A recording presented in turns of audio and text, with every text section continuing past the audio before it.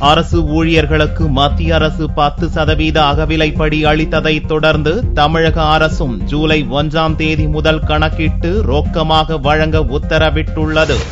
மத்திய அரசு அலுவலர்களுக்கான அகவிலைப்படியை ஜூலை 1ஆம் தேதி முதல் 10% உயர்த்தி வழங்கப்பட்டதைத் தொடர்ந்து தமிழக அரசும் வியாழனன்று அகவிலைப்படியை அறிவித்தது. இது தொடர்பாக தமிழக முதல்வர் ஜெயலலிதா வெளியிட்ட அறிக்கையில், தமிழக அரசு அலுவலர்கள், ஆசிரியர்கள், ஓய்வூதியம் மற்றும் குடும்ப ஓய்வூதியம் பெறுவோருக்கான அகவிலைப்படியை 10% உயர்த்தி ஜூலை 1ஆம் தேதி முதல் கணக்கிட்டு ரொக்கமாக வழங்க உத்தரவிட்டுள்ளார். இந்த அகவிலைப்படி உயர்வு உள்ளாட்சி, அரசு மானியம் பெறும் கல்லூரி ஊழியர்கள், வருவாய்த்துறை கிராம உதவியாளர்கள், அங்கன்வாடி மற்றும் சத்துணவு ஊழியர்கள், ஊராட்சி உதவியாளர்கள், எழுத்தர்கள் மற்றும் வழக்கமாக அகவிலைப்படி பெறும் அனைவருக்கும் பொருந்துகிறது. இதனால் 18 லட்சம் அரசு ஊழியர் மற்றும் பென்ஷன்தாரர்கள் பயன்பெறுவர் என்றும், ஆண்டுக்கு 2292 கோடியே 78 லட்சம் ரூபாய் அரசுக்கு கூடுதல் செலவு ஏற்படும் என்றும் முதல்வர் ஜெயலலிதா தெரிவித்துள்ளார்.